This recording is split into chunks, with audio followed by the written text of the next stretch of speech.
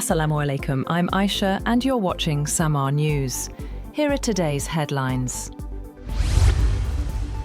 Around 40 people have been killed and 100 injured, most of them seriously, after an explosion tore through a crowded bar during a New Year's Eve party in the upscale ski resort of Crans-Montana.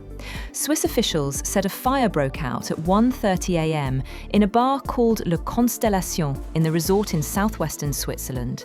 The cause of the blast remains unclear, but authorities said it appeared to be an accident. The head of security for the Valais canton said some of the victims are from other countries. Russia has accused Ukraine of killing at least 24 people, including a child, in a drone strike on a hotel and cafe where civilians were seeing in the new year in a Russian-controlled part of Ukraine's southern Kherson region. Vladimir Saldo, the Russian-installed governor of the region, first made the assertion about the strike in a statement. Russia's foreign ministry and senior Russian politicians later accused Ukraine of carrying out a terrorist attack.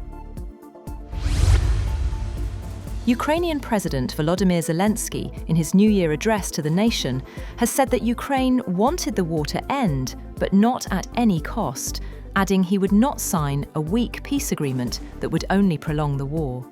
He said Ukrainians were exhausted from nearly 4 years of war, but not prepared to give up. Zelensky said any signature placed on weak agreements only fuel the war, adding that a peace agreement is 90% ready. Ukrainian and European officials have rejected Moscow's claims that Ukraine targeted a personal residence of Russian President Vladimir Putin with a drone attack this week.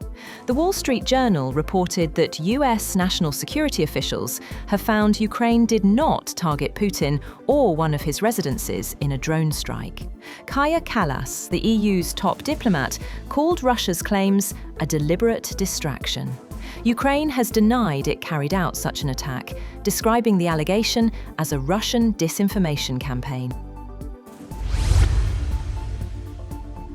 Pakistan and India have exchanged details of their nuclear facilities and lists of prisoners held in each other's jails. According to sources, the details of nuclear facilities were exchanged simultaneously in Islamabad and New Delhi. The exchange was conducted under a formal agreement between Pakistan and India. The two countries also exchanged lists of prisoners held in each other's jails under the Consular Access Agreement signed in 2008. Zoran Mandani has been sworn in as New York City Mayor in the first minutes of the new year at the historic City Hall subway station, with his wife, Rama Duwaji, standing by his side.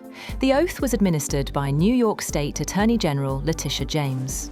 The Democratic Socialists' plans for his first day in office nod to his politics and priorities without straying far from his predecessors, with a sober, official midnight oath-taking, followed by a more celebratory ceremony in the afternoon.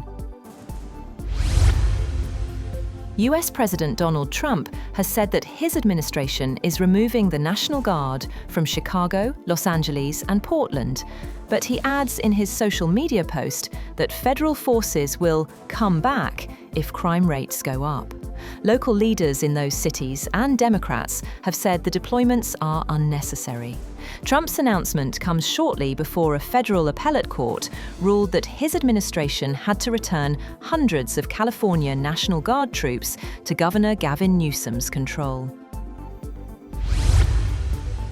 As 2025 drew to a close, people across the world welcomed the new year with celebrations stretching from the Pacific to the Americas. From bell-ringing ceremonies in Seoul to festivities at the Great Wall of China and early countdowns in Europe, crowds marked the arrival of 2026 with traditions, fireworks, and hopes for peace. Meanwhile, both Ukrainians and Russians welcomed the new year with hopes for peace. After nearly 4 years of conflict, citizens on both sides are looking ahead with a shared desire for calm, stability, and an end to hostilities. That's all for now. For more updates, visit www.samaa.tv. Thank you for watching Samaa News.